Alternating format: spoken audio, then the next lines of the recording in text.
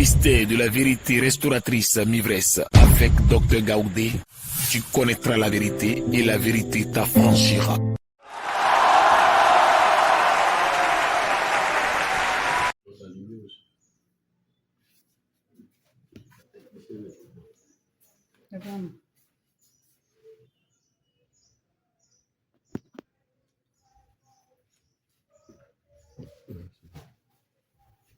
C'est bon. On va baisser la tête. Je vous salue dans le nom de Jésus de Nazareth. Papa, nous avons besoin de toi. Viens parler à tes enfants, viens nous enseigner, viens nous instruire spirituellement. Parle-nous, parle à toutes les nations. Nous en avons besoin, Seigneur. Donne-nous ta parole, la parole de vie, au nom de Jésus. Amen. La parole d'aujourd'hui est tirée du livre de 1 Chronique 4. 1 Chronique chapitre 4.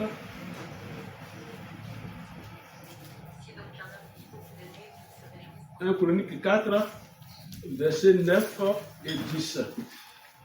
1 Chronique chapitre 4, versets 9 et 10. La parole de Dieu dit, Jabès était plus considéré que ses frères. Sa mère lui donna le nom de Jabès en disant, c'est parce que je l'ai enfanté avec douleur.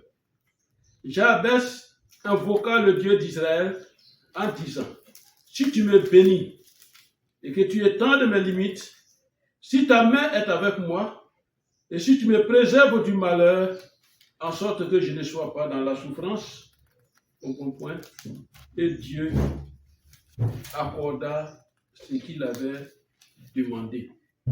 Parole de l'Éternel. Amen. Amen. Donc voici la parole d'aujourd'hui que le Seigneur nous donne. Donc avant de commencer, le nom de Jabès, ça signifie pénible, souffrance, douleur dans la culture israélite. Quand il est né, sa mère lui a donné le nom en disant, c'est parce que je l'ai enfanté avec douleur. Donc il s'appelle douleur. Jabès a constaté les manifestations des douleurs et des souffrances dans sa vie. Donc il est arrivé à un stade de la prise de conscience spirituelle.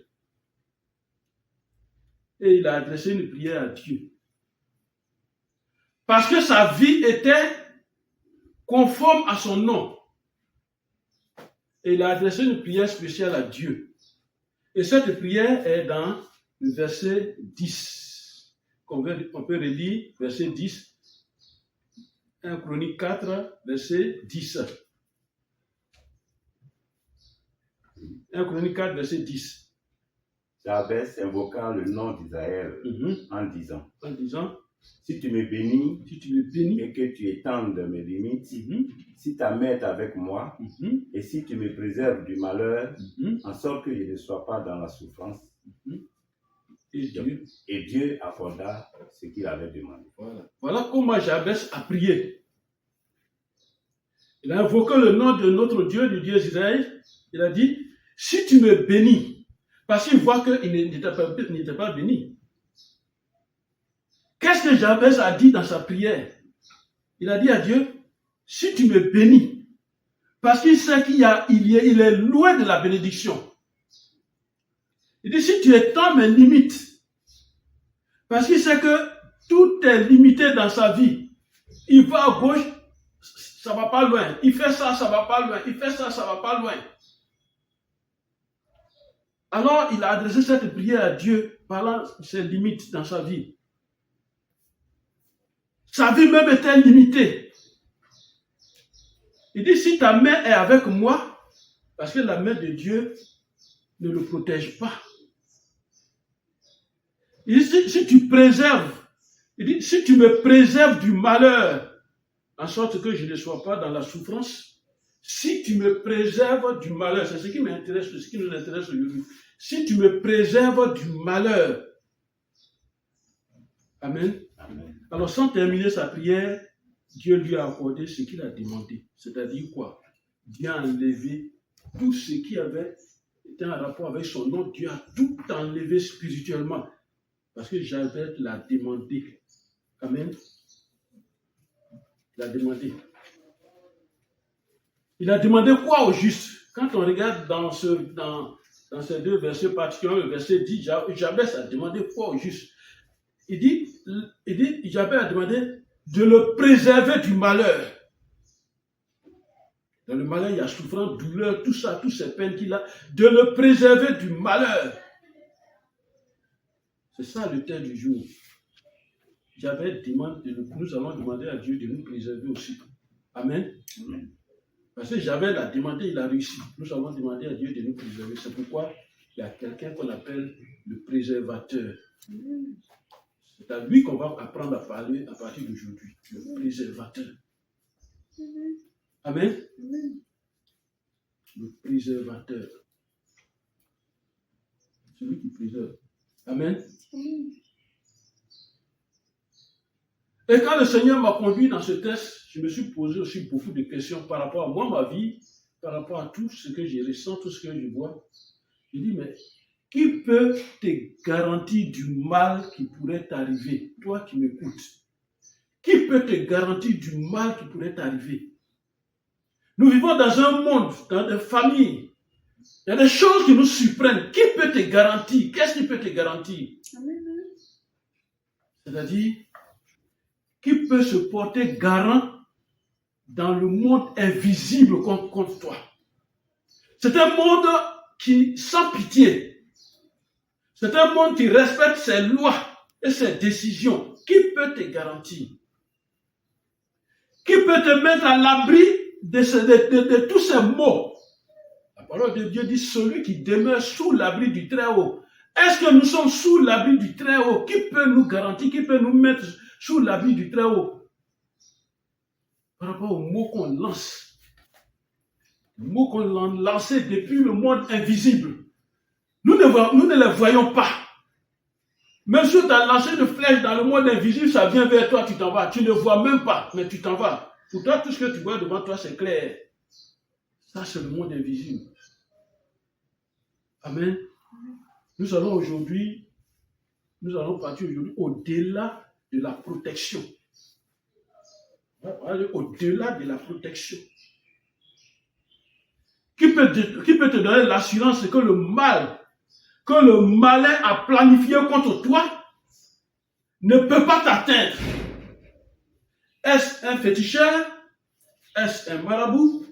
Est-ce le préservateur suprême, Jésus-Christ? Amen. Je parle à ta foi. Je parle à ta foi en pensant, en posant ces questions. Je parle à ta foi. Toi qui suis cette vidéo, c'est à ta foi que je parle. Si tu comprends le message d'aujourd'hui, ça sera un acquis spirituel puissant pour toi. Amen. Alors, suis-moi très bien.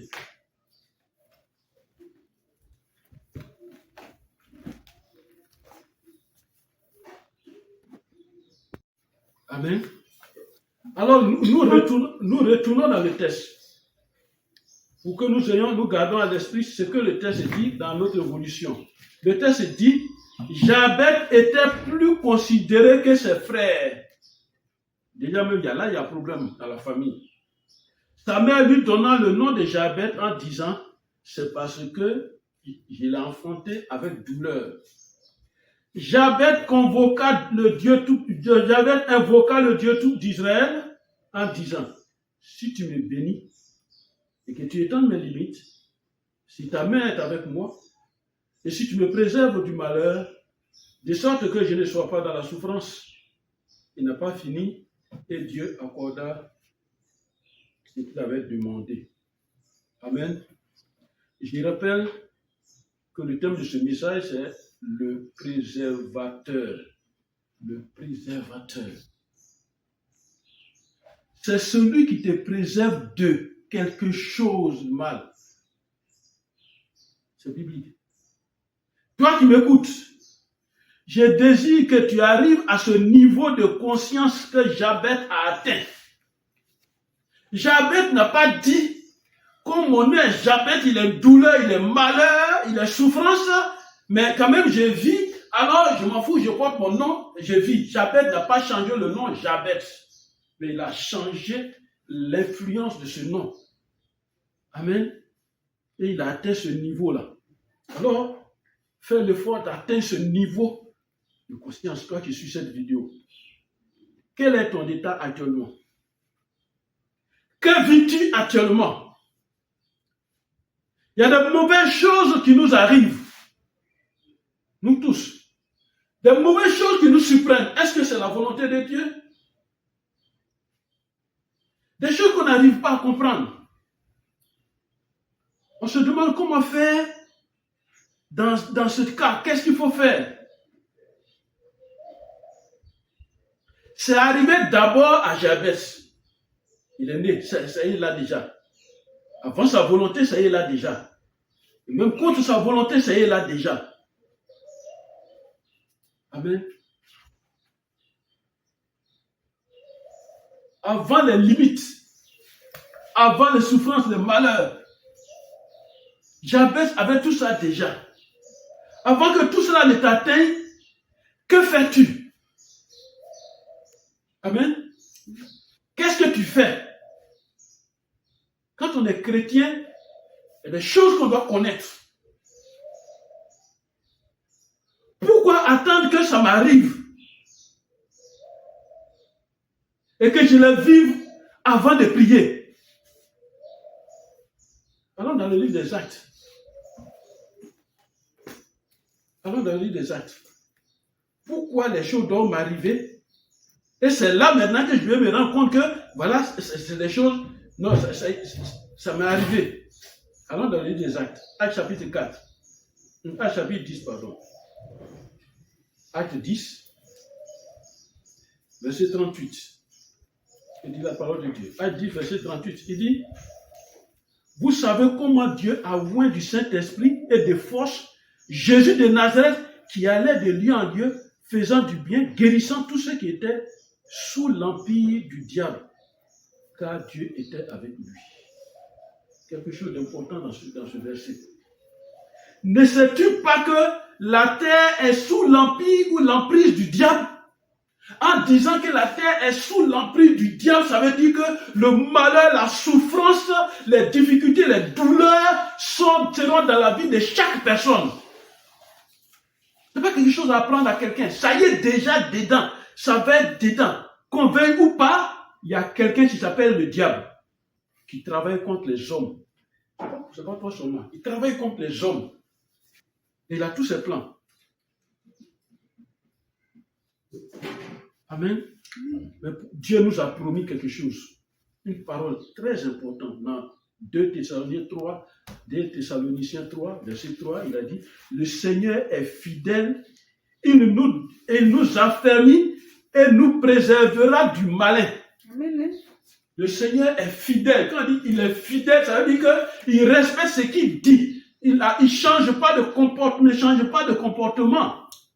Il nous préservera du malin. Et c'est pourquoi il ne s'est pas limité là. Il a envoyé son fils Jésus-Christ. Et la parole de Dieu dit, le Fils de Dieu a paru pour détruire les œuvres du diable. Parce qu'il sait que le monde est rempli des œuvres du diable. Christ est là pour nous préserver du malin. Amen.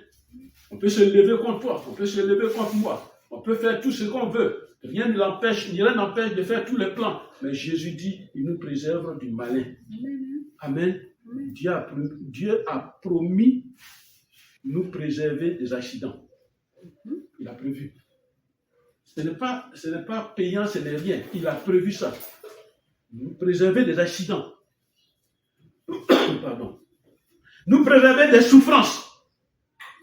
Dieu a prévu nous préserver des douleurs, des maladies, des malheurs, des malédictions. Dieu a prévu nous préserver des programmes maléfiques, des incidents. Dieu a prévu nous préserver des ensorceleurs, des limitations. C'est ce que Dieu a prévu pour nous, pour toi, pour moi. Et c'est ce qu'il a dit dans 2 Thessaloniciens 3, verset 3. Le Seigneur est fidèle. et nous affermira et nous préservera du malin. Amen. Parole de l'Éternel. Amen. Allons dans Proverbe 3, dans la Bible. On parcourt la Bible aujourd'hui. Proverbe 3, le livre de Proverbe. Proverbe chapitre 3, verset 26, qui dit la parole de Dieu. 23, verset 26, il dit, car l'Éternel sera ton assurance, et il préservera ton pied de toute embûche. L'Éternel est notre assurance. Jésus-Christ est notre assurance. Il ne veut pas que ton pied contre une pierre. Il va préserver, c'est-à-dire tout ce qu'on a préparé, les embûches qu'on a préparées devant toi, il va préserver. C'est pas la parole de Dieu dit. Dieu parle tantôt d'une manière, tantôt d'une autre, l'on n'y prend point garde. Dieu, il nous a préservés, il nous préserve, et il nous dit, il nous prévient aussi. Amen. Avant que cela ne t'atteigne, Dieu fait son travail. Amen. Amen. Alors, répète cette prière avec moi. Jésus-Christ est mon assurance. Jésus-Christ est mon assurance. Et il préserve mon pied de toute embûche. Et il préserve mon pied de toute embûche. Au nom de Jésus. Au nom de Jésus. Amen. Amen. Vous savez, David, à son temps, il savait d'avance qu'il y avait des hommes méchants. David, lui, savait qu'il y avait des hommes violents sur la terre. Il savait qu'il y avait des méchants qui s'introduisent dans nos affaires, qui gâtent nos affaires. David le savait. David savait que il y avait des hommes encore qui passent leur temps à méditer comment te faire du mal, comment faire du mal à son semblable. Pendant que tout le monde dort, pendant que toi tu prends un livre pour t'instruire, pendant que toi tu étudies, tu prends la Bible, pendant que toi-même tu réfléchis sur ta situation, il y a quelqu'un lui réfléchit en bas sur toi ta situation pour te faire tomber. David savait. Et David supplie l'Éternel dans ce malheur. Amen. Amen. Amen. Amen. Nous n'avons pas besoin de révélation. Nous avons besoin de la connaissance. Et c'est cette connaissance-là qu'on est en train de prendre. Nous avons besoin de la connaissance. Le monde est fait avec les agents du diable qui n'ont d'objectif que faire du mal. Allons dans Psaume 140. David va nous parler. Psaume 140. Psaume 140. David va nous parler. Psaume 140, versets 2 à 4. Psaume 140. Éternel, délivre-moi des hommes méchants. David dit, parce que David était roi. Ils vont en guerre, ils font tout ça. Mais quand il doit aller quelque part, David prend la parole devant Dieu, et puis il dit, Éternel. Il dit quoi? Éternel, Éternel. Éternel. Délivre-moi des hommes méchants. Délivre-moi des hommes méchants. Amen. Il dit, délivre-moi des hommes méchants. Parce que dans ce monde, il y a des méchants. Des amis même sont méchants. Je viens de découvrir sur les réseaux une jeune fille, parce qu'elle a eu la promotion, sa collègue l'a empoisonnée. Et on a montré son cercueil. Délivre-moi des hommes méchants. Les hommes sont méchants, remplis de jalousie, envieux, prêts à tout pour te faire tomber, pour te faire nuire. Délivre-moi des hommes méchants. Continue. Préserve-moi des hommes violents. Voilà le mot préserve qui vient. Il dit préserve-moi des hommes violents. Violents parce que ce soit physique ou spirituel, tu es dans ta voiture, il veut un accident violent, tu vas faire plusieurs tonneaux déchiquetés. C'est ça lui veut. Ça, c'est ça qui est son objectif. Délivre-moi de ces hommes violents. Je monte dans une voiture, je monte dans un camion de transport. Délivre-moi des hommes violents. Et puis il continue, David dit, qui méditent de me faire tomber. Desseins dans leur cœur. Voilà, ils méditent de mauvais desseins dans leur cœur, ces hommes-là. Et leur problème là, c'est méditer des mauvais desseins dans leur cœur. Ils sont toujours prêts à faire la guerre. Ils sont toujours prêts à faire la guerre. Que ce soit la guerre spirituelle, la guerre physique, ils sont toujours prêts. Ils aiguisent leur langue comme un serpent. Alors ils sont assis là, ils se préparent même ce qu'ils vont faire. Leur langue là, se préparer le mal comme un serpent. Ils ont sous leurs lèvres un venin d'aspic. Voilà. Amen. Amen. Parole de l'Éternel. Amen. Amen. N'oublions jamais que le diable ne dort ni ne Il ne dort ni te caresse. Le diable ne dort pas. Le diable ne te caresse pas. Le diable il n'y a pas de négociation avec lui. Amen. Amen. Et c'est ce que David a vu. Et c'est pourquoi aujourd'hui, le thème d'aujourd'hui te dit, toi qui suis cette vidéo, tu commences à être équipé et tu vas parler. Amen. Amen. Voilà. Et tu vas te rendre compte que tu n'avais même pas besoin qu'on te dise ribababa. Allons encore dans la Bible, Psaume 19, verset 4. Psaume 19, verset 4. Psaume 19, verset 4. Psaume chapitre 19, verset 4. Que dit la parole de Dieu? Ce n'est pas un langage. Ce ne sont pas des paroles dont le son ne soit point entendu. Pardon. Répète-le bien. Comment c'est ce propos? Ce n'est pas un langage. Ce n'est pas un langage. C'est-à-dire, comme tu m'attends là, ce n'est pas un langage. Ce ne sont pas des paroles. Ce ne sont pas des paroles dont le son ne soit point Ce ne sont pas des paroles que tu entends. Amen. Amen. C'est-à-dire qu'il peut être là, les lèvres sont fermées, et puis il t'envoie une parole méchante. Il leur donne une parole méchante. David dit, voilà des gens comme ça. Seigneur, préserve-moi contre ces gens-là. On est assis, quand tu le vois, tu le crois, il est inoffensif, il est là, bon, tu dis, il est bon. Mais il est en train de méditer et il dit, il n'a pas fait accident. Ou bien il dit, il va mourir dans 3 jours. Et il est en train de dire ça. Ce sont des paroles fortes que le préservateur Jésus-Christ nous a laissées. Amen. Amen. La Amen. question aujourd'hui, c'est qui est toi ton préservateur? Amen. Hein? C'est un choix dans ce monde.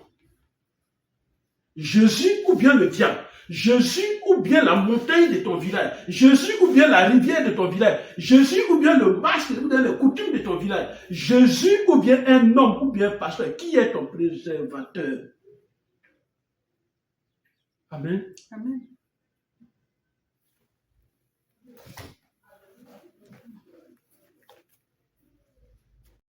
Qui est ton préservateur?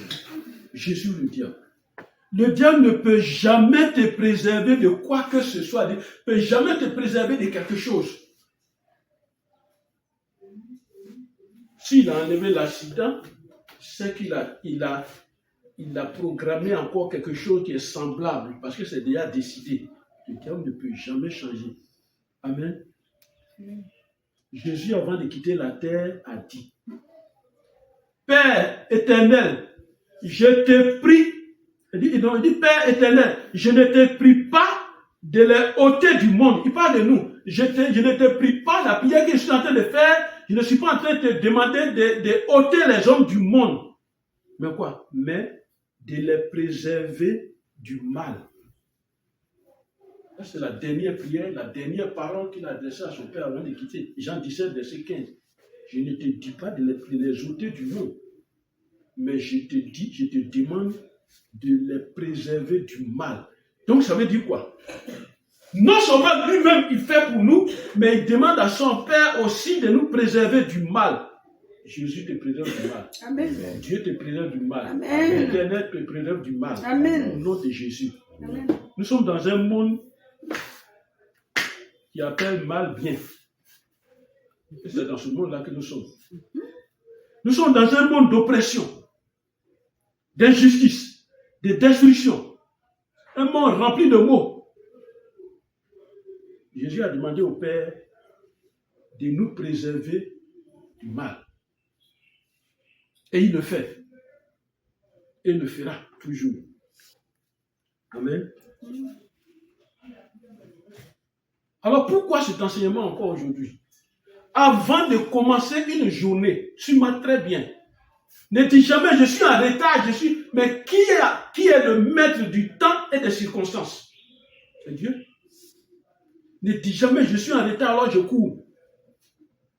Avant de commencer une journée, avant de sortir de ta chambre, ou du lieu où tu as passé la nuit, où tu as dormi,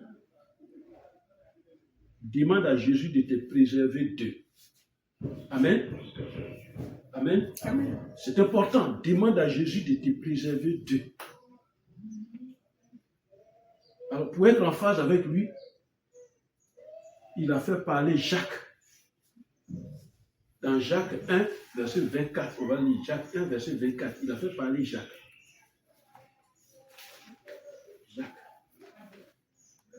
Jacques 1, verset 24. Jacques chapitre 1, verset 24.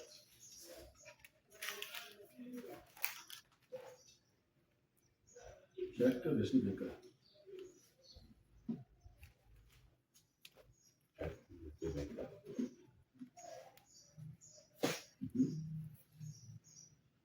Et qui, après s'être regardé, s'en va, et oublie aussitôt quel il était. Voilà. Quand tu regardes dans un miroir,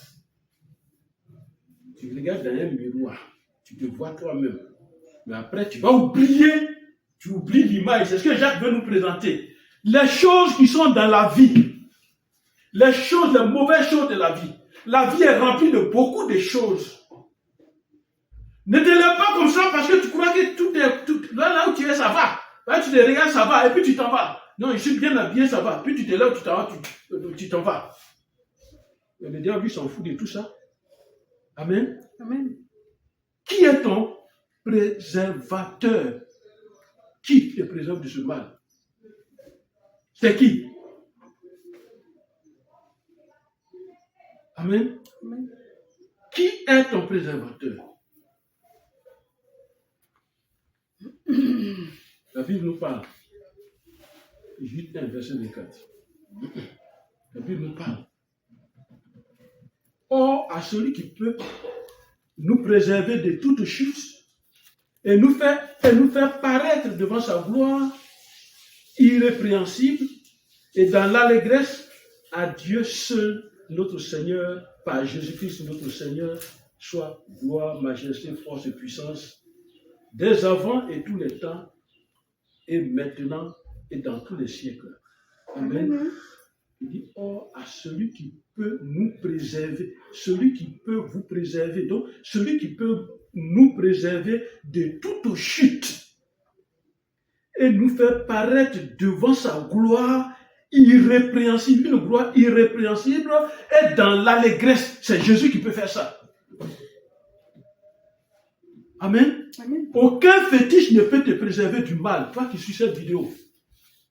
Aucun féticheur ne peut te préserver du mal. Aucun homme ne peut te préserver du mal. Même ton frère, ta mère, ton père, personne ne peut pas te préserver. Quand je parle du mal, je ne suis pas en train de parler de tu es assis sur une chaise, le pied en train de se casser, et puis on dit lève-toi. Ça, c'est des petits trucs du monde. Mais il y a des vraies réalités. On est là, puis on dit ah, il était là tout de suite, il est parti, il a fait un accident, puis nous tous on pleure, il est mort. Pourquoi? Il y a des vraies réalités. Aucun homme ne peut te préserver du mal. Aucune autre parole ne peut te préserver du malheur. Écoute-moi bien. Son ribababa, ce qu'il est en train de dire sur toi, c'est bon. Mais aucun homme, sa parole, quelle que soit sa parole, même ma parole, quelle que soit la parole, ne peut te préserver du mal si ce n'est la parole de Jésus-Christ. Amen. C'est la parole de Dieu qui préserve du mal. Parce qu'elle a franchi. Elle a franchi. Amen. Parce qu'elle a franchi.